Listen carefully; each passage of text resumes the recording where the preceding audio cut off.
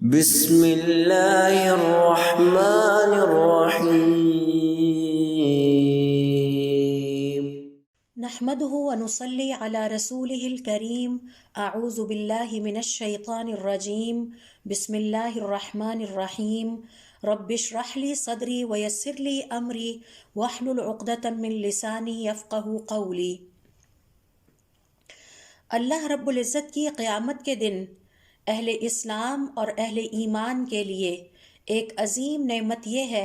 کہ قیامت کے دن کسی کی سفارش میسر آ جائے،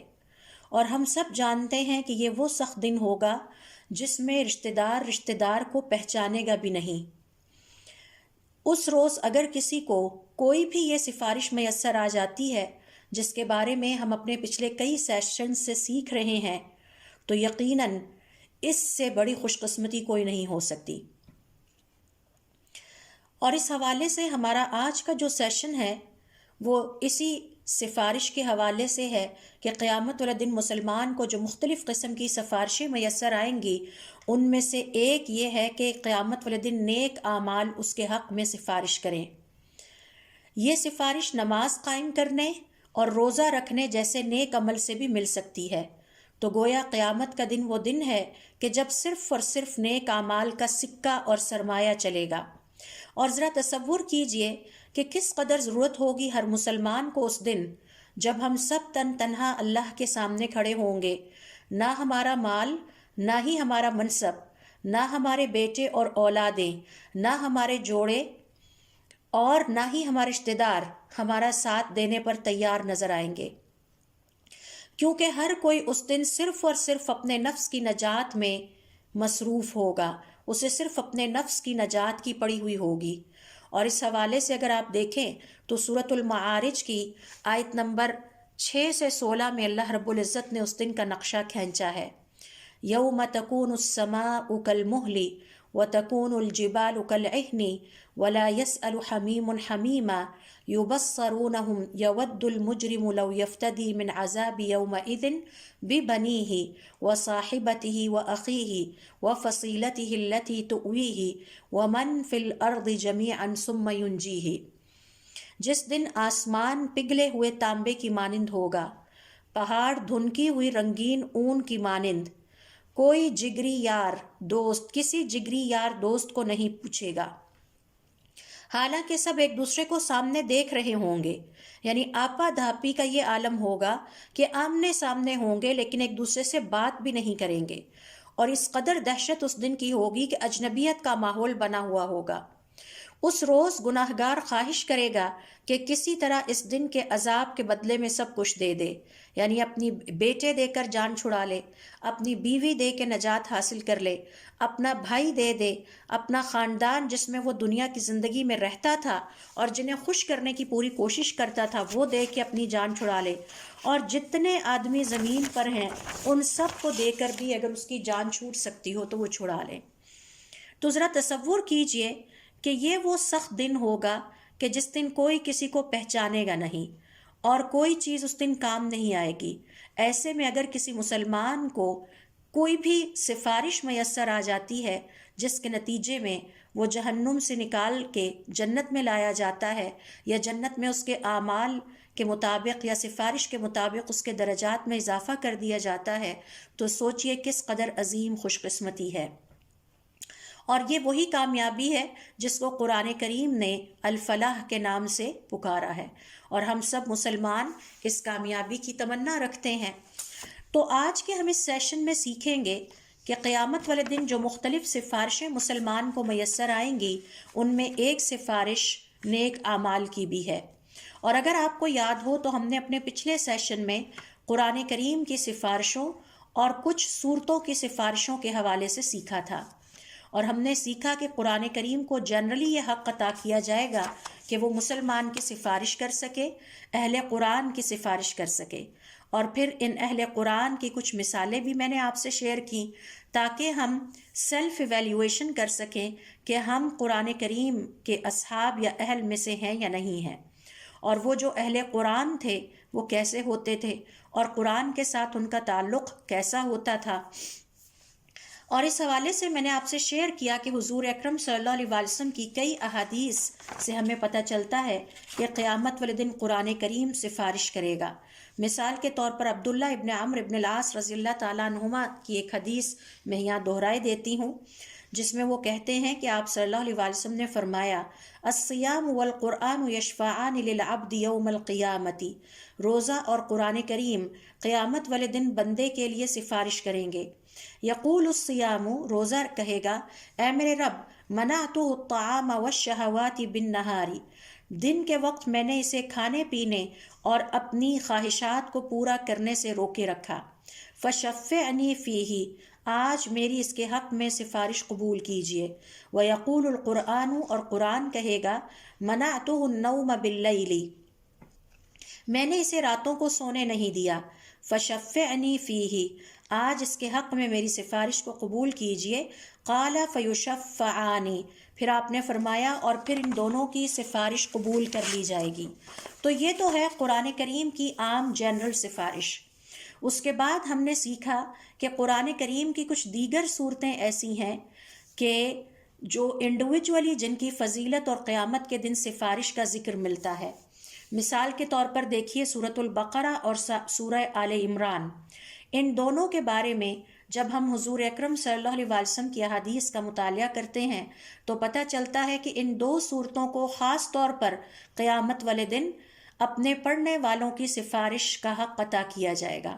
اور یہ دونوں صورتیں اس لحاظ سے بہت اہمیت کی حامل ہیں۔ ابو امامہ رضی اللہ تعالیٰ عنہ کہتے ہیں، میں نے حضور اکرم صلی اللہ علیہ وسلم کو فرماتے ہوئے سنا، قرآن کی کثرت سے تلاوت کیا کرو، قیامت والے دن یہ اپنے پڑھنے والوں کے لیے سفارش کرے گا، یعنی ان کے لیے سفارشی بن کر آئے گا۔ اقرأوا الزہراوین، اور یہ جو دو صورتیں ہیں جنہیں زہراوین کہا گیا، سورۃ البقرہ اور سورہ آل عمران، ان دونوں کی خوب تلاوت کیا کرو۔ یہ دونوں قیامت والے دن اس طرح سے آئیں گی گویا بادل کے دو ٹکڑے ہیں یا دو بادلیاں ہیں، یا یہ کہ یہ تمہیں ڈھانپے ہوئے ہوں گی، اور یہ اپنے پڑھنے والے کے لیے اللہ رب العزت سے جھگڑا کریں گی۔ لہٰذا سورۃ البقرہ کو کثرت سے پڑھا کرو، اس کو اختیار کرنا برکت ہے، اس کو ترک کرنا حسرت ہے، اور کوئی جادو، جنات یا شیاطین اس کا مقابلہ نہیں کر سکتے۔ نہ جادوگر اس کا مقابلہ کر سکتا ہے، نہ جنات یا شیاطین اس کا مقابلہ کر سکتے ہیں۔ تو اس حدیث سے پتہ چلا کہ قرآن کریم کی سفارش کے علاوہ سورۃ البقرہ اور سورہ آل عمران کی ایک فضیلت یہ بھی ہے کہ یہ بھی قیامت والے دن سفارش کرنے والوں میں شامل ہوں گے، اور جو انہیں کثرت سے تلاوت کرنے والا ہوگا یقیناً سورۃ البقرہ اور سورہ آل عمران اس کی سفارش کریں گے۔ اور اگر آپ کو یاد ہو تو ہم نے اپنے پچھلے سیشن میں جب تفصیل کے ساتھ قرآن کریم کی سفارشوں کے حوالے سے سیکھ رہے تھے تو ہم نے قرآن والوں کے بارے میں بھی پڑھا، تو صحابہ کرام رضوان اللہ علیہم اجمعین کا یہ قول بھی ہماری نظر سے گزرا کہ ہم میں سے جو کوئی بھی سورۃ البقرہ اور آل عمران کو زبانی یاد کر لیتا، یعنی حفظ کر لیتا، تو ہم اسے انتہائی رشک کی نگاہ سے دیکھتے اور وہ بڑا باعزت مرتبے والا انسان سمجھا جاتا۔ تو آپ دیکھیے کہ یہ تھی ان کی بلند ہمتی کہ وہ نہ صرف اسے پڑھتے تھے بلکہ اسے حفظ ہی کر لیتے تھے، اور یقیناً یہ ہمارے لیے ایک مثال ہے۔ پھر یہاں پر جو آپ صلی اللہ علیہ وسلم نے فرمایا ہے کہ سورۃ البقرہ اور سورہ آل عمران یہ قیامت والے دن تمہارے سر پر سایہ فگن ہوں گی، بادل کے ٹکڑوں کی مانند یا دو بادلوں کی طرح سے، تو اہل علم کا کہنا ہے کہ اس کا مطلب یہ ہے کہ یہ قیامت کے دن کی تپش اور قیامت کے دن کی حرارت اور اس کے عذاب سے بچائے ہوئے تمہیں لائیں گی۔ اور یہ وہ دن ہوگا، ہمیں یاد رکھنا چاہیے کہ جب سورج 1 میل کے فاصلے پر ہوگا، تو اندازہ کیجئے کہ اس میں انسانیت کی تڑپ اور انسانیت کو لگنے والی گرمی، حرارت اور تپش کی کیا حالت ہوگی۔ اور ہم نے یہ بھی سیکھا تھا کہ یہ جو مختلف مرحلے ہیں، موت سے لے کے برزخ کی زندگی ہے اور پھر آخرت کے دن کی سختیاں ہیں، ہر انسان ان سختیوں سے، ان تکلیفوں سے اپنے اپنے اعمال کے مطابق گزریں گے۔ کسی کے اعمال اچھے ہوں گے تو انہیں کم تکلیف آئے گی، اور کسی کے اعمال اتنے اچھے نہیں ہوں گے تو انہیں زیادہ تکلیف بھگتنی پڑے گی، اور قیامت کی سختیاں اور برزخ کی زیادہ سختیاں دیکھنی پڑیں گی۔ اور اس کی ایک مثال ہمیں اسی حدیث میں مل جاتی ہے کہ وہ لوگ جن کے اوپر سورۃ البقرہ اور سورہ آل عمران سایہ فگن ہوں گے وہ قیامت کے دن کی تپش، حرارت اور گرمی سے اور مشکلات سے بچ جائیں گے، اور یہ وہ دن ہوگا کہ جب سورج صرف 1 میل کے فاصلے پر ہوگا۔ اس حوالے سے ابن مسعود رضی اللہ تعالیٰ عنہ کہتے ہیں کہ اللہ رب العزت کے نیک بندے اور صاحب ایمان قیامت کی جو مشکلات ہیں ان کو بس اتنا سا ہی فیس کریں گے کہ جیسے کسی کو تھوڑی دیر کے لیے زکام ہوتا ہے اور پھر وہ ٹھیک ہو جاتا ہے۔ تو اس کا مطلب ہے جو قیامت کے دن کی سختی ہے اس کا تعلق بھی ہمارے اعمال سے بہت زیادہ ہے۔ سورۃ البقرہ کی دیگر فضیلتیں بھی ہمیں اپنی شریعت کے مطالعے سے پتہ چلتی ہیں۔ مثال کے طور پر یہ کہ یہ قیامت والے دن اپنے پڑھنے والے کے لیے جھگڑا کرے گی، بحث کرے گی، دلائل پیش کرے گی اور اپنی سفارش منوا کر رہے گی، جیسا کہ اس حدیث میں آتا ہے۔ اور پھر یہ کہ اس کے دنیا میں بھی بہت سارے فائدے ہیں، یہ ہمارا دنیا میں بھی بہت بھلا کرتی ہے، اور آخرت والے دن تو جو اس نے کرنا ہے وہ ہمیں پتہ چل گیا ہے۔ تو اس کے بارے میں آتا ہے کہ جس گھر میں سورۃ البقرہ پڑھی جاتی ہے اس گھر سے شیطان بھاگ جاتا ہے۔ ابو ہریرہ رضی اللہ تعالیٰ عنہ کہتے ہیں کہ حضور اکرم صلی اللہ علیہ وسلم نے فرمایا، لا تجعلوا بیوتکم مقابرا، اپنے گھروں کو مقبرے نہ بناؤ، ان الشیطان ینفر من البیت الذی تقرأ فیہ سورۃ البقرہ، بے شک شیطان اس گھر سے بھاگ جاتا ہے جس گھر میں سورۃ البقرہ کی تلاوت کی جاتی ہے۔ لہٰذا ہر وہ مسلمان جو چاہتا ہے کہ اس کے گھر کی بے چینی دور ہو اور جس کے گھر میں بہت ساری مشکلات ہیں اور وہ ان سے چھٹکارا حاصل کرنا چاہتا ہے، اسے چاہیے کہ سورۃ البقرہ کی کثرت سے تلاوت کیا کرے۔ اس کا گھر بھی پرسکون ہو جائے گا، اس کی آخرت بھی سنور جائے گی اور شیطان اس کا پیچھا چھوڑ دے گا۔ پھر سورۃ البقرہ کی ایک اور فضیلت یہ ہے کہ اس میں ایک اتنی عظیم آیت ہے جو کہ اللہ رب العزت کی کتاب میں عظیم ترین آیت کہلاتی ہے، اور وہ آیت الکرسی ہے۔ اور ہم سب اس کے حوالے سے اس واقعے سے آگاہ ہیں کہ جب حضور اکرم صلی اللہ علیہ وسلم کے ایک صحابی نے آپ کو آ کے ایک واقعہ بتایا کہ میں غلے کا دیکھ بھال کر رہا تھا تو میرے پاس اس طرح سے چوری کرنے کے لیے کوئی شخص وہاں پر آیا اور میری اس سے گفتگو ہوئی، اور اس نے پھر مجھے بتایا کہ وہ شیطان ہے، اور ساتھ یہ بھی بتایا کہ اگر میں آیت الکرسی پڑھ لوں تو میں اس غلے کے قریب، یعنی شیطان اس غلے کے قریب نہیں ہو سکتا، نہ آ سکتا ہے، کیونکہ اللہ رب العزت کی طرف سے اس پر ایک حافظ مقرر کر دیا جائے گا جو حفاظت کرنے والا ہوگا۔ تو آپ صلی اللہ علیہ وسلم نے یہ ساری بات سن کر فرمایا، بے شک اس نے تم سے بات سچی کی اگرچہ وہ جھوٹا تھا۔ پھر پوچھا کہ ابو ہریرہ رضی اللہ تعالیٰ عنہ، کیا آپ جانتے ہیں گزشتہ 3 راتوں سے آپ کی کس سے بات چیت ہو رہی ہے؟ انہوں نے کہا نہیں۔ آپ صلی اللہ علیہ وسلم نے فرمایا یہ شیطان تھا۔ اسی طرح سے آیت الکرسی کی ایک فضیلت یہ بھی ہے کہ جس کسی نے اسے ہر نماز، فرض نماز کے بعد پڑھا تو جنت میں جانے سے اسے موت کے سوا کوئی چیز نہیں روک سکتی۔ اسی طرح سے سورۃ البقرہ کی ایک فضیلت یہ بھی ہے کہ اس کی آخری 2 آیتیں عرش کا خزانہ ہیں، اور جس کسی نے رات کو سونے سے پہلے ان کی تلاوت کی، یعنی یہ رات کے اذکار میں سے ہے، تو اللہ رب العزت کی طرف سے اس کے لیے، اس کی حفاظت کے لیے یہ کافی ہو جاتی ہیں۔ اور اس حوالے سے ہم نے حدیث میں پڑھا تھا کہ من قرأ بالآیتین من آخر سورۃ البقرہ، جس کسی نے سورۃ البقرہ کے آخری 2 آیتوں کی تلاوت کر لی رات کو، یعنی سونے سے پہلے، فی لیلۃ، رات کے وقت، کفتاھا، تو اس کے لیے یہ کافی ہو جاتی ہیں۔ اور اہل علم کا یہ کہنا ہے کافی ہو جانے کا مطلب یہ ہے قیام اللیل کے لیے کافی ہو جاتی ہیں، یعنی اسے قیام اللیل کا ثواب مل جاتا ہے۔ یہ بھی کہا ہے کہ شیطان کے مقابلے میں کافی ہو جاتی ہیں۔ یہ بھی اس کا مطلب ہے کہ ہر طرح کی آفت، ہر طرح کی مشکل اور مصیبت سے کافی ہو جاتی ہیں، حتیٰ کہ اس گھر کے افراد کو گمراہی، فتنے، کسی بھی قسم کی مشکل سے بچاتی ہیں۔ تو یہ بہت ہی عظیم خزانہ ہے جو کہ سورۃ البقرہ کی تلاوت سے ایک مومن کو حاصل ہوتا ہے۔ اور پھر ایک اور حدیث میں آتا ہے کہ جس کسی نے سورۃ البقرہ کی آخری 2 آیتوں کی مسلسل 3 دن تلاوت کی تو اگلے 3 دن تک شیطان اس کے گھر میں داخل نہیں ہو سکتا۔ تو یہ وہ چند میں آپ سے ذکر کر رہی تھی فضیلتیں جو کہ سورۃ البقرہ کے حوالے سے ہمیں اپنی شریعت کے مطالعے سے پتہ چلتی ہیں، اور اس کی اہم ترین فضیلت یہ ہے کہ یہ قیامت والے دن اپنے پڑھنے والے کے حق میں سفارش کے لیے آئے گی اور سفارش کرے گی اور بحث کرے گی۔ تو یہ تھا ہمارے پچھلے لیسن کا خلاصہ. آئیے آج سے ہم شروع کرتے ہیں، اور وہ ہے دیگر نیک اعمال یا مختلف نیک اعمال کی سفارشیں. تو اس میں سب سے پہلے ہمیں پتہ یہ چلتا ہے کہ قیامت والے دن نماز بھی سفارش کرے گی، اور نماز بھی اپنے نماز پڑھنے والوں کے کام آئے گی اور ان کو آگ سے نجات عطا کرے گی.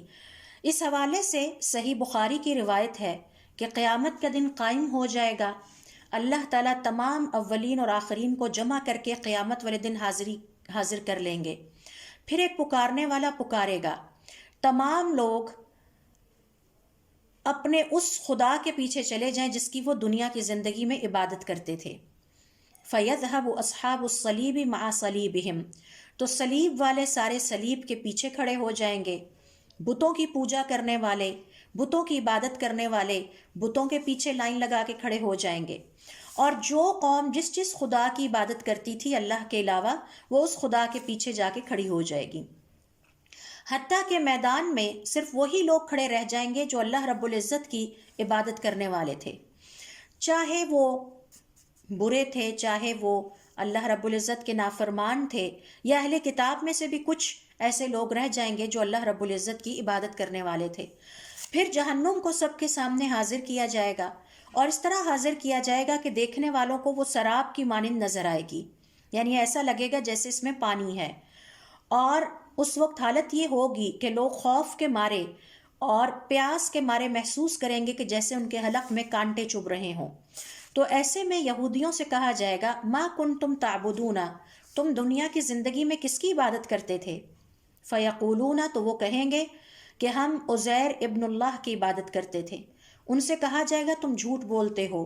نہ تو اللہ تعالیٰ نے کسی کو اپنی بیوی بنایا، نہ ہی اللہ کا کوئی بیٹا ہے، تو آج کیا چاہتے ہو؟ وہ کہیں گے کہ ہم چاہتے ہیں کہ ہمیں یہ تھوڑا سا پانی پلا دیا جائے. اور جسے وہ پانی سمجھ رہے ہوں گے وہ دراصل ان کے سامنے آگ ہوگی، اور دیکھنے میں انہیں لگے گا کہ جیسے یہ پانی ہے یا سراب ہے. تو ان سے کہا جائے گا آگے بڑھو اور پی لو،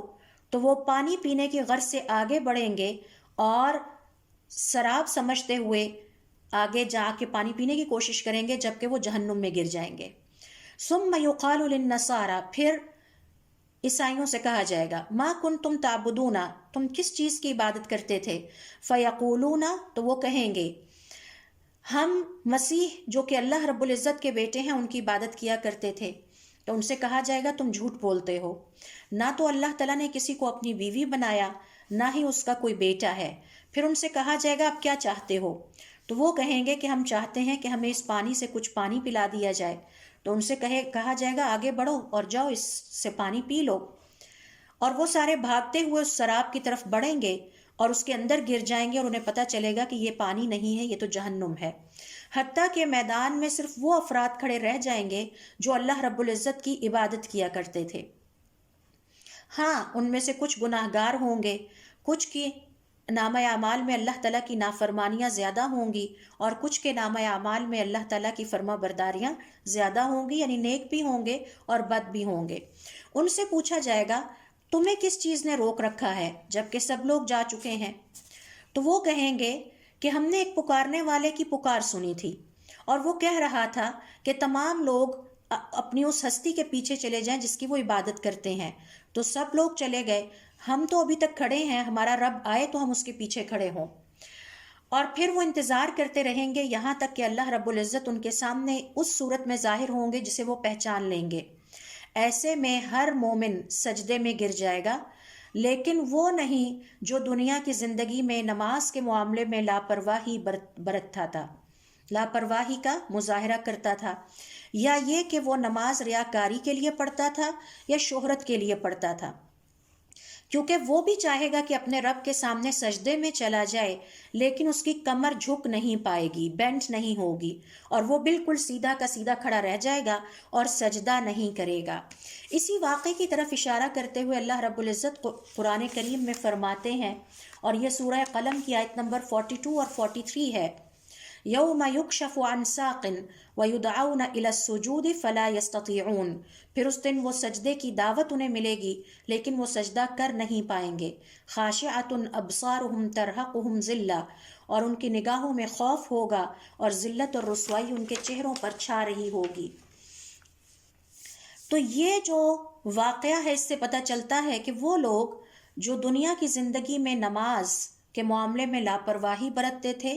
کوتاہی برتتے تھے، قیامت والے دن اللہ رب العزت کے سامنے سجدے میں نہیں گر پائیں گے، جس کی وجہ سے خود بخود ظاہر ہو جائے گا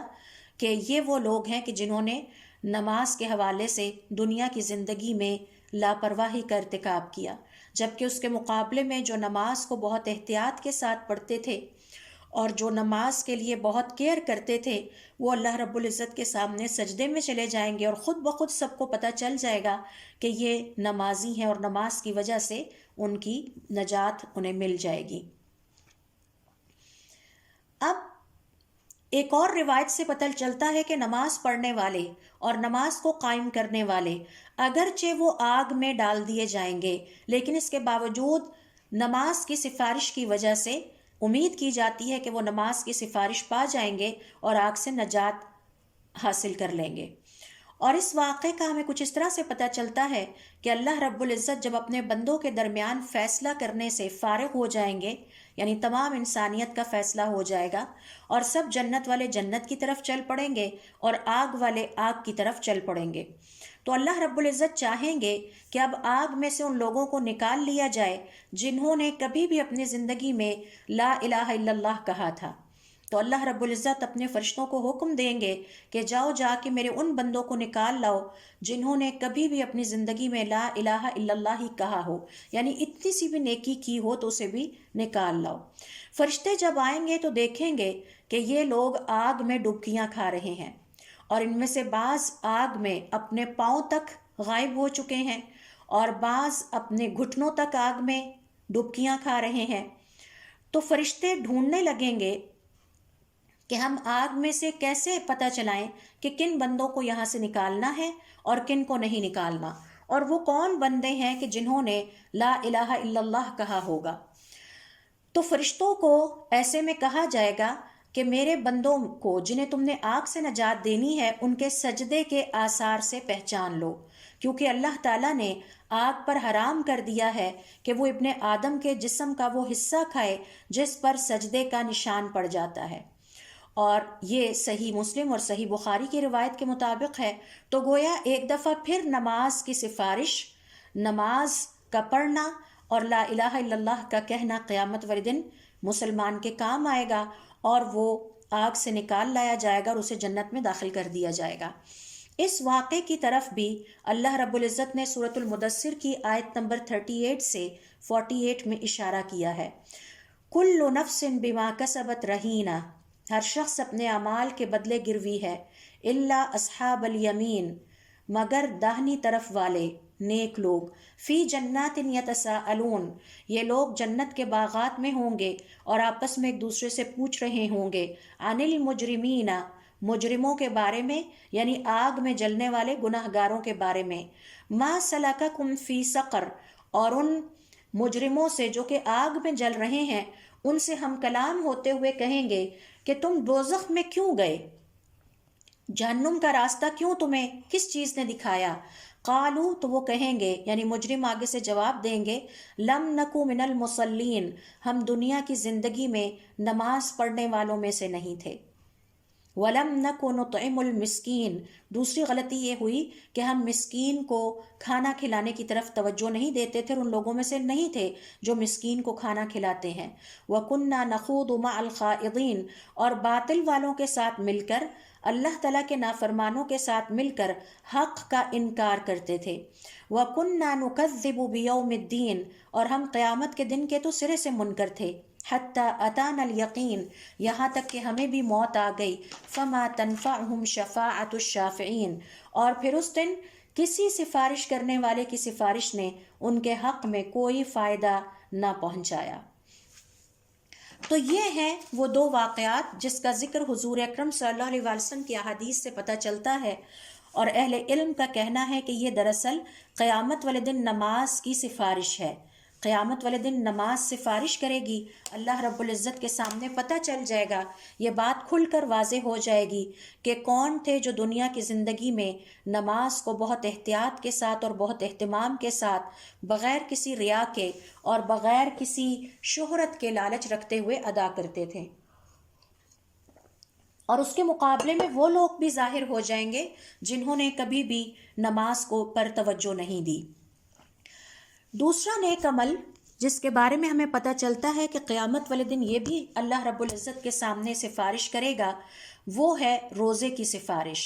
جیسا کہ میں نے آپ سے ابھی حدیث شیئر کی تھی کہ قیامت کے دن روزہ اپنے ساتھی کی سفارش کرے گا، اور یہ وہ روزہ ہے جس کی اس کے ساتھی نے حفاظت کی ہوگی، وہ روزہ جس دوران نہ تو کوئی شور شرابہ کیا، نہ لڑائی جھگڑا کیا، نہ جھوٹ بول کر روزہ خراب کیا،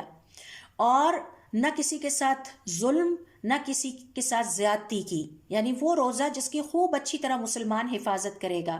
اور یہ صحیح مسلم اور صحیحین کی روایت کے مطابق ہے کہ حضرت ابو ہریرہ رضی اللہ تعالیٰ عنہ فرماتے ہیں کہ روزہ اور قرآن کریم اپنے پڑھنے والے اور رکھنے والے کے لیے قیامت والے دن سفارش کرے گا، اور روزہ کہے گا اے میرے رب، میں نے اسے کھانے پینے اور اس کی من پسند خواہشات سے روکے رکھا۔ من پسند خواہشات کا کیا مطلب ہے؟ اس کا کسی سے لڑنے کو دل چاہا تھا، لیکن یہ سوچ کر کہ میرا روزہ ہے اور روزے میں یہ منع ہے، یہ باز آ گیا۔ اس کا دل چاہ رہا تھا کہ یہ کسی کی غیبت کرے، لیکن اس نے نہیں کی، صرف اس خیال سے کہ میرا روزہ ہے اور یہ باز آ گیا، لہٰذا اس کے حق میں میری سفارش قبول فرمائے۔ اسی طرح سے قرآن کریم بھی سفارش کرے گا۔ تیسرا نیک عمل جو قیامت والے دن خاص طور پر اللہ رب العزت کے سامنے سفارش کرے گا، وہ ہے ہمسایوں کے ساتھ حسن سلوک، ہمسایوں کے ساتھ اچھا سلوک کرنا۔ انس ابن مالک کہتے ہیں آپ صلی اللہ علیہ وسلم کا ارشاد ہے، کسی بھی مسلمان کا جب انتقال ہوتا ہے اور اس کے 4 ہمسائے اس کے بارے میں خیر کی گواہی دے دیں تو اللہ رب العزت فرماتے ہیں میں نے اس شخص کے بارے میں تمہارے علم کو قبول کیا اور وہ گناہ اور کوتاہیاں معاف کر دیں جو تم نہیں جانتے۔ یہ صحیح ابن حبان اور مسند احمد ابن حنبل کی روایت ہے۔ لہٰذا مسلمان ہونے کے ناطے ہم سب پر یہ فرض عائد ہوتا ہے کہ ہمسائے کے ساتھ حسن سلوک روا رکھا جائے، تاکہ ہمیں انتقال کے بعد، اور یہ بات یاد رکھیے اسلام کا قاعدہ ہے کہ جس کا انتقال ہو گیا اس کی قیامت کا آغاز ہو جاتا ہے، تاکہ قیامت والے دن اور انتقال کے بعد ہمیں اس کی سفارش حاصل ہو۔ اور ہمسائے کے ساتھ حسن سلوک کا تقاضا یہ ہے کہ ہمسائے کو کسی بھی شکل میں کوئی تکلیف نہ پہنچائیں، نہ اسے ستائیں، نہ اسے تنگ کریں۔ اس کے حقوق کا ہمیں علم ہونا چاہیے تاکہ ہم ان کو ادا کریں۔ اگر ہمیں اس کے حقوق کا علم ہی نہیں ہوگا تو یقیناً اس کے حقوق ضائع ہوتے رہیں گے، تو ہمیں کیسے اپنے ہمسائے کی سفارش مل سکتی ہے؟ اور اگر ہم اس کے حقوق جانتے ہی نہیں تھے تو یقیناً ہم ان کو پورا بھی نہیں کر سکتے۔ لہٰذا یہ بہت ہی اہم اور حساس معاملہ ہے۔ سورۃ النساء کی آیت نمبر 6 میں اللہ تعالیٰ نے مسلمانوں کو 10 افراد کے حقوق ادا کرنے کی تاکید کی ہے۔ آئیے دیکھتے ہیں کہ یہ آیت کیا کہتی ہے۔ وَاعْبُدُوا اللَّهَ، اللہ رب العزت کی عبادت کرو، وَلَا تُشْرِكُوا بِهِ شَيْئًا، اللہ کے ساتھ کسی کو شریک نہ ٹھہراؤ، وَبِالْوَالِدَيْنِ إِحْسَانًا، والدین کے ساتھ بہترین سلوک کرو، وَبِذِي الْقُرْبَى، اور رشتہ داروں کے ساتھ بھی ہمیشہ اچھا سلوک کرو، وَالْيَتَامَى، اور یتیموں کے ساتھ بھی بہترین سلوک کرو، وَالْمَسَاكِينَ، اور مساکین کے ساتھ بھی اچھا سلوک کرو، وَالْجَارِ ذِي الْقُرْبَى، اور رشتہ دار کے ساتھ، اور اگر رشتہ دار کے ساتھ، اگر تمہاری ہمسائے کے ساتھ دوہری رشتہ داری ہے، یعنی ہمسایہ بھی ہے اور تمہارا رشتہ دار بھی ہے، تو پھر یہ دوہری نیکی بن جاتی ہے۔ اور پھر اگر ہمسایہ اجنبی ہے، یعنی وہ تمہارا رشتہ دار نہیں ہے، تو یہ سنگل نیکی بن جاتی ہے۔ وَالصَّاحِبِ بِالْجَنبِ، اور تمہارا پہلو کا ساتھی۔ پہلو کا ساتھی کون ہوتا ہے؟ مثال کے طور پر آپ بس میں بیٹھے، آپ نے 4 گھنٹے کا سفر کیا، آپ کے ساتھ پہلو میں ایک اور مسافر بھی سفر کر رہا ہے، وہ آپ کا پہلو کا ساتھی ہے، اب اس کے ساتھ اچھا سلوک کیا جائے۔ یا آپ نے ایروپلین میں سفر کیا، 4-5 گھنٹے آپ کے چند لوگ پہلو میں ساتھی تھے، ان کے ساتھ اچھا سلوک کیا جائے۔ یا یہ کہ آپ کسی جگہ لائن میں کھڑے تھے، اپنا کوئی کام کرنے کے لیے، تو وہاں آپ کے آگے پیچھے پہلو کے ساتھی ہیں، ان کے ساتھ بھی اچھا سلوک کیا جائے۔ وَابْنَ السَّبِيلِ، اور مسافر کے ساتھ، وَمَا مَلَكَتْ أَيْمَانُكُمْ، اور جو تمہارے غلام ہیں جن کے اب تم مالک ہو یا لونڈیاں ہیں۔ امام قرطبی رحمۃ اللہ علیہ فرماتے ہیں ہمسائے کے حقوق کا اندازہ اور اس کے حقوق کی اہمیت کا اندازہ اس بات سے لگائیے کہ اللہ تعالیٰ نے قرآن کریم میں اس حقوق والی آیت اور آپ صلی اللہ علیہ وسلم نے اپنی احادیث میں ہمسائے کے حقوق پر کتنا زور دیا ہے۔ ہمسایہ چاہے مسلمان ہو یا کافر، ہر حال میں اس کے حقوق سے ہمیں آگاہ ہونا چاہیے، اور ہمارے اوپر یہ واجب ہے کیونکہ اللہ تعالیٰ نے ہمیں اس کا حکم دیا ہے، حضور اکرم صلی اللہ علیہ وسلم نے ہمیں حکم دیا ہے، اور یہ عبادت ہے۔ پوری کوشش کرنی چاہیے کہ ہمسائے کے ساتھ ہم جتنا اچھا سلوک کر سکیں کریں، کیونکہ اسی میں ہماری آخرت کی نجات ہے۔ اور ہمیں یہ بات بھولنی نہیں چاہیے کہ حضور اکرم صلی اللہ علیہ وسلم خواتین کو سکھاتے ہیں کہ اگر ہانڈی بناؤ تو تھوڑا پانی زیادہ ڈال لو تاکہ تم اپنے ہمسائے کے ساتھ اپنی ہانڈی کو شیئر کر سکو۔ اور اس حوالے سے ایک عرب شاعر اپنے کلام میں حضور اکرم صلی اللہ علیہ وسلم کے زمانے میں فخر کرتے ہوئے لکھتا ہے، میری اور میرے ہمسائے کی ہانڈی ایک ہی ہے۔ یعنی اس حد تک وہ اپنے ہمسایوں کے ساتھ اچھا سلوک کرتے تھے۔ ہمسایوں کے ساتھ حسن سلوک کی مختلف شکلیں ہو سکتی ہیں، حالات کے مطابق ہم ان کے ساتھ مختلف انداز میں بہترین سلوک کر سکتے ہیں۔ مثلاً ہمسایوں کے درمیان صلح کروا دی جائے، ان کے عیب پر پردہ ڈال دیا جائے، کوئی ظلم کر دیا ہے تو معاف کر دیں، ان کی بات کو سہ جائیں۔ ہمارے عرب کہا کرتے تھے کہ جب تمہارے گھر میں ہمسایوں کے بچے آئیں تو ان کو خالی ہاتھ نہ جانے دو، خواہ ان کے ہاتھ میں کھجور ہی کیوں نہ تھماؤ، یعنی گھر میں کھجوریں رکھیں اور جب بچے آئیں تو ان کے ہاتھ میں یہ کھجوریں تھما دی جائیں۔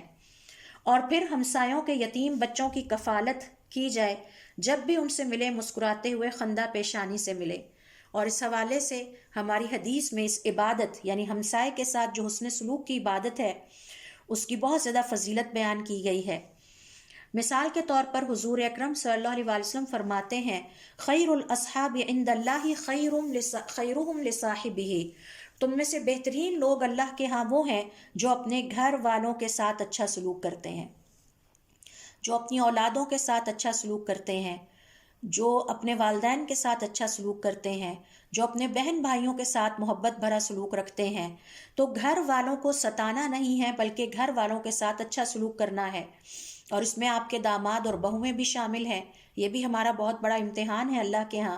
تو تم میں سے بہترین لوگ وہ ہیں کہ جو اپنے گھر والوں کے لیے بہترین ہیں۔ وَخَيْرُ الْجِيرَانِ عِنْدَ اللَّهِ خَيْرُهُمْ لِجَارِهِ، اور اللہ کے ہاں بہترین ہمسائے وہ ہیں جو اپنے ہمسایوں کے لیے بہترین ہیں۔ حضور اکرم صلی اللہ علیہ وسلم کی شریعت کے مطالعے سے پتہ چلتا ہے اور آپ صلی اللہ علیہ وسلم کی احادیث کے مطالعے سے پتہ چلتا ہے کہ قیامت کے قریب مسلمانوں کے اندر جو فساد، خرابی اور بگاڑ پیدا ہوگا، جو بدعملی ظاہر ہوگی، اس میں سے ایک یہ بھی ہے کہ ہمسایوں کے ساتھ اچھے سلوک کو نظر انداز کر دیا جائے گا اور اس عبادت کو قطعی طور پر ترک کر دیا جائے گا۔ اور اگر دیکھا جائے تو آج کا مسلمان اس عبادت کو ترک کر چکا ہے۔ بہت ہی افسوسناک صورتحال ہوتی ہے جب ہم یہ دیکھتے ہیں کہ ایک ہی اسٹریٹ میں کئی سال رہتے ہوئے بھی ہمیں یہ نہیں پتہ ہوتا کہ ہمارے دائیں کون رہتا ہے اور ہمارے بائیں کون رہتا ہے، اور ہمارے دائیں والوں کی کیا مشکلات ہیں اور بائیں والوں کی کیا پریشانیاں ہیں۔ کئی سال آپس میں ملاقات ہی نہیں ہوتی، یہ بھی نہیں پتہ ہوتا کہ نام کیا ہے۔ تو یہ دراصل ہمسایوں کے ساتھ بہترین سلوک کو ترک کرنے یا اس عبادت کو ترک کرنے کی ایک شکل ہے۔ آپ صلی اللہ علیہ وسلم فرماتے ہیں، قیامت اس وقت تک قائم نہیں ہوگی جب تک کہ کوئی مسلمان اپنے ہمسائے اور بھائی اور باپ کو قتل نہ کر ڈالے۔ یعنی اتنی خراب صورتحال ہو جائے گی کہ ہمسائے کو قتل کر دیں گے، بھائی کو قتل کر دیں گے اور والد کو قتل کر دیں گے۔ اس حوالے سے ابو محمد ابن ابی جمرہ کہتے ہیں، حفظ الجار من کمال الایمان، ہمسائے کے ساتھ اچھا سلوک کرنا کمال ایمان ہے۔ یہ عام بات نہیں ہے۔ تو اگر کوئی شخص یہ چاہتا ہے کہ اس کا ایمان مضبوط ہو اور اس کا ایمان کمال کو پہنچے اور اللہ رب العزت کو وہ پسند آ جائے، تو یہ نیکی ہم سب کو اور اس عبادت کو زندہ کرنے کی ضرورت ہے کہ ہمسائے کے ساتھ اچھا سلوک کیا جائے۔ چوتھے نمبر پر کچھ اور نیک اعمال ایسے ہیں کہ جو قیامت والے دن سفارش کے حصول کا باعث بنیں گے۔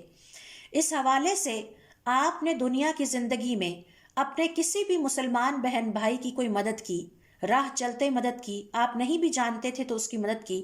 کسی کے ساتھ اظہار ہمدردی کے 2 بول آپ نے بولے جس سے اس کو حوصلہ ملا، مورل سپورٹ ملی، آپ نے اپنے مسلمان بہن بھائیوں کی آپس میں صلح کروا دی، ان کے دل ایک دوسرے کے لیے صاف کر دیے، کسی کو آپ نے اللہ رب العزت اور اس کے دین کی طرف پلٹنے کی دعوت دی، یتیموں اور بیواؤں کی کفالت کی، کسی کو دنیا کی زندگی میں کوئی سہولت اور آسانی دی، مثال کے طور پر کسی کو علاج معالجے میں آسانی کی، اپنے پاس سے نکال کے اس پہ خرچ کر دیا تاکہ اس کا علاج ہو جائے، کسی کو تعلیم کے حصول میں آسانی دی کہ اس کی تعلیم پر پیسہ لگایا تاکہ یہ اللہ رب العزت کا دین سیکھے گا اور پھیلائے گا تو میرے لیے صدقہ جاریہ بنے گا، کسی بھی قرض کے حوالے سے آپ نے کوئی آسانی دی، کسی کے ساتھ مدت مقرر تھی لیکن وہ اپنا قرض ادا نہیں کر سکا، آپ نے اسے کہا خیر ہے کوئی بات نہیں اور تم مجھے سال لیٹ دے دو یا اکٹھی اماؤنٹ واپس نہیں کر سکتے تھوڑی تھوڑی کر کے سہولت کے ساتھ دے دو۔ تو یہ جو دنیا کی زندگی میں آپ چھوٹی چھوٹی نیکیاں کرتے ہیں یہ قیامت والے دن آپ کے بہت بڑے فائدے آپ کو دیں گی، اور ان کو چھوٹا نہ سمجھیں، نیکیوں کو کبھی بھی چھوٹا نہیں سمجھنا چاہیے، نہ اللہ رب العزت کی نافرمانی کو معمولی نافرمانی سمجھنا چاہیے۔ سوال یہ پیدا ہوتا ہے کہ قیامت والے دن یہ چھوٹی چھوٹی نیکیاں مجھے اور آپ کو کیسے فائدہ پہنچائیں گی؟ آئیے ہم حضور اکرم صلی اللہ علیہ وسلم کی حدیث سے سیکھتے ہیں۔ آپ صلی اللہ علیہ وسلم فرماتے ہیں ایک شخص کو قیامت کے دن اللہ رب العزت کے حضور پیش کیا جائے گا،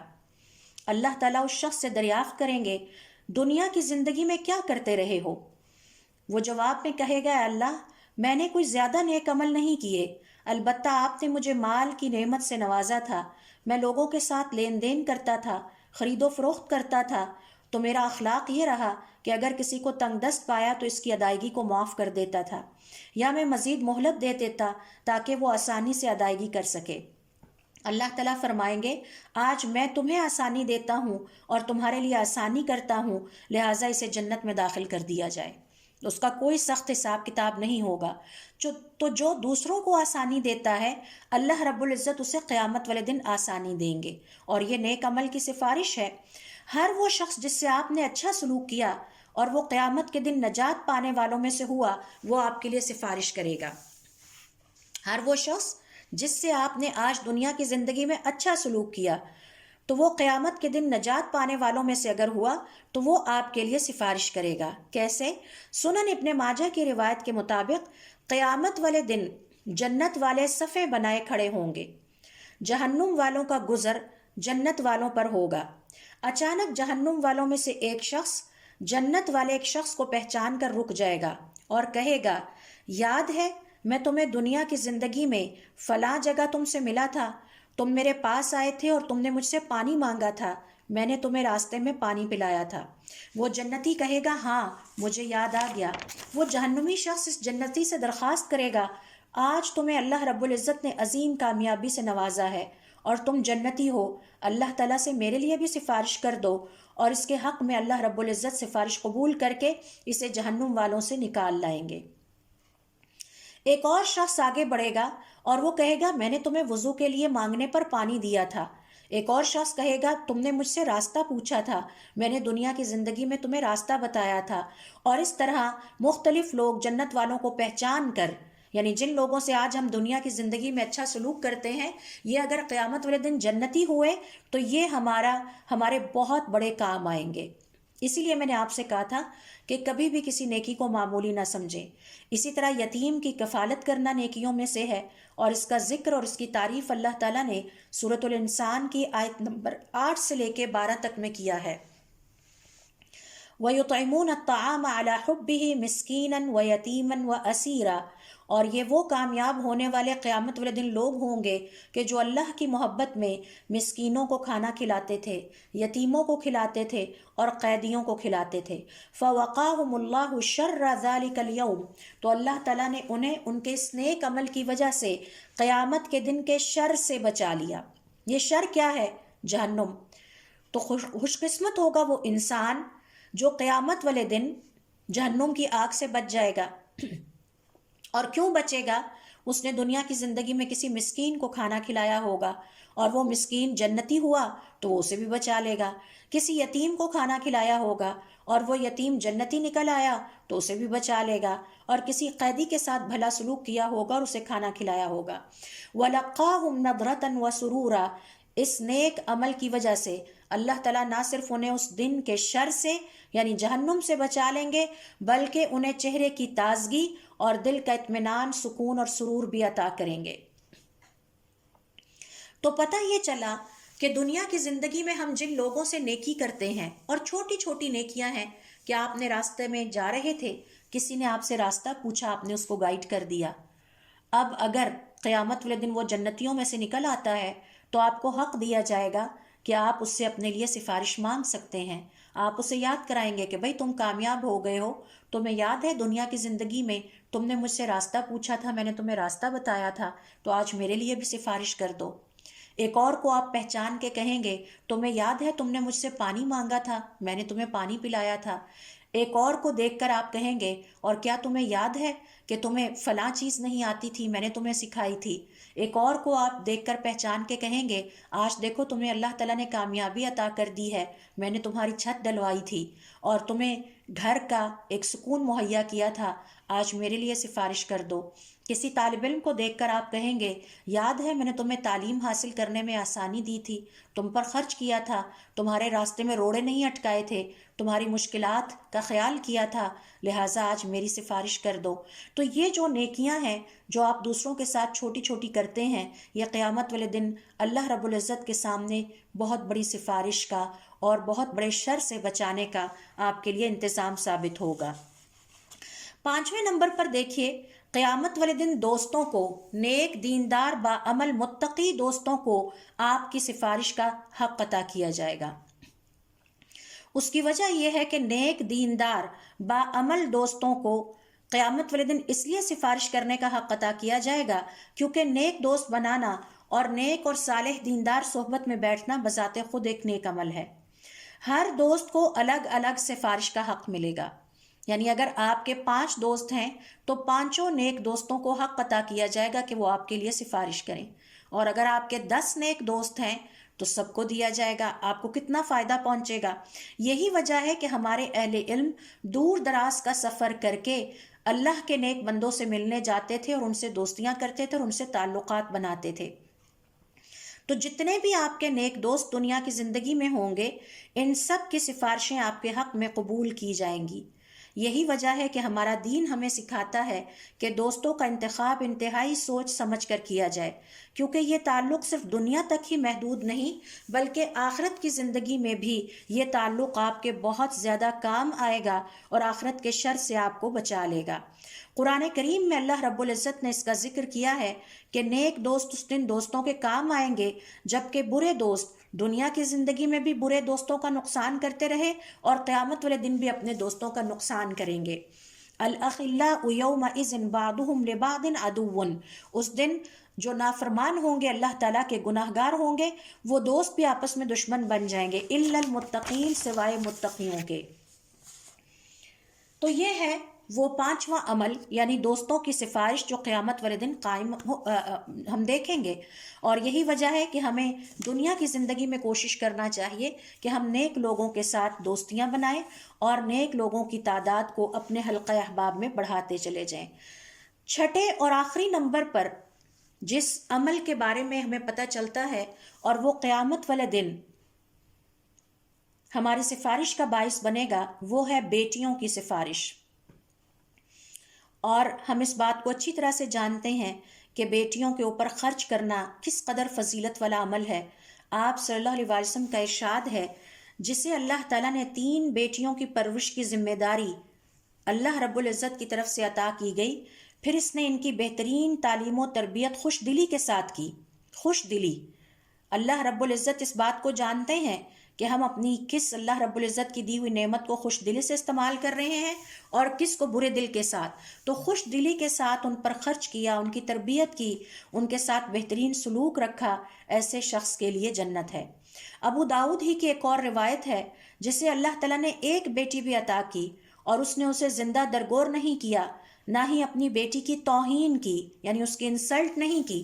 سوال یہ پیدا ہوتا ہے کہ توہین کیا ہوتی ہے، انسلٹنگ ایٹیچیوڈ اور بیہیویئر کیا ہوتا ہے؟ کہ اپنی بیٹی پر بیٹوں کو فوقیت دینا، ترجیح دینا، بیٹی کو ہمیشہ یہ باور کرانا کہ آپ کی ہمارے ہاں کوئی قدر و قیمت نہیں ہے، بیٹوں کو یہ باور کروانا کہ آپ ہمارے لیے بہت قیمتی ہیں، تو یہ بیٹی کی توہین کے زمرے میں آتا ہے۔ اور پھر آپ صلی اللہ علیہ وسلم فرماتے ہیں کہ جس نے اپنی بیٹی کی توہین کی، یعنی توہین آمیز سلوک رکھا اس کے ساتھ، ناخوشگواری سے اس کی کفالت کی، اور بیٹے کو بیٹی پر ترجیح نہیں دی، یعنی دونوں کو برابر عزت، پیار، مرتبہ اور ان کی تربیت خوش دلی سے کی، اللہ تعالیٰ ایسے شخص کو جنت میں داخل کرے گا۔ اما عائشہ رضی اللہ تعالیٰ عنہ روایت کرتی ہیں کہ جسے اللہ تعالیٰ نے 2 بیٹیاں عطا کیں، پھر اس نے ان کی اچھی تعلیم و تربیت خوش دلی سے کی، قیامت والے دن وہ بیٹیاں اس شخص کے لیے آگ سے ڈھال بن جائیں گی۔ یہاں اہل علم کا یہ کہنا ہے کہ لفظ ڈھال کا مطلب کیا ہے؟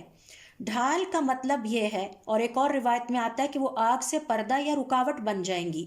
تو علماء کرام کا کہنا ہے کہ وہ بیٹیاں بول کر بتائیں گی، سفارش کریں گی، اللہ رب العزت سے تقاضا کریں گی کہ ہمارے والدین کو اس نیکی کی وجہ سے جو دنیا کی زندگی میں وہ ہمارے ساتھ کرتے تھے، ہم سے جس قدر وہ محبت سے پیش آتے رہے، ہم پر خوش دلی کے ساتھ خرچ کرتے رہے، ہمیں بوجھ نہیں سمجھا، ہمارے ساتھ کبھی بھی توہین آمیز رویہ اختیار نہیں کیا، آج ہمارے والدین کو جنت میں بلند درجات عطا کیے جائیں اور ہمارے والدین کو آگ سے نجات عطا کی جائے، اور اللہ رب العزت بیٹیوں کی اس سفارش کو قبول فرمائیں گے۔ امام حسن رحمۃ اللہ علیہ فرمایا کرتے، بیٹیاں نیکیاں ہیں اور بیٹے نعمتیں ہیں، نیکیوں پر ثواب ہے اور نعمتوں کا حساب ہے۔ لہٰذا بیٹیوں کی عزت کرنا، ان کا خیال رکھنا، ان کی ضروریات کو خوش دلی سے پورا کرنا اور انہیں اپنے قریب رکھنا، اور اللہ رب العزت کی اس عطا پر اللہ تعالیٰ کا شکر ادا کرنا، یہ وہ عبادت ہے جو قیامت والے دن مسلمان کے بہت کام آئے گی۔ کیا کام آئے گی؟ اس دن کے شر سے اسے بچا لے گی۔ وہ شر کیا ہے؟ جہنم میں داخل ہونے سے روک لے گی۔ تو بیٹیاں آڑ بن کر کھڑی ہو جائیں گی، پردہ بن کر کھڑی ہو جائیں گی، رکاوٹ بن کر کھڑی ہو جائیں گی، اور اپنے والدین کو جہنم کی طرف لے جانے نہیں دیں گی، بلکہ اپنے والدین کو اللہ رب العزت کے ساتھ بحث کر کے، گواہی دے کر اپنے والدین کے حق میں انہیں جنت کی طرف لے جانے کا باعث بنیں گی۔ تو اللہ رب العزت سے دعا ہے کہ اللہ رب العزت ہمیں اپنے دین کو سمجھنے کے لیے وقت نکالنے کی توفیق عطا فرمائے، ہم اپنے دین کا مطالعہ کریں، پھر اس پر عمل کرنے کی توفیق عطا فرمائے، اور پھر اس پیغام کو دوسروں تک پہنچانے کی توفیق عطا فرمائے۔ سبحانک اللہم و بحمدک، اشہد ان لا الہ الا انت، استغفرک و اتوب الیک۔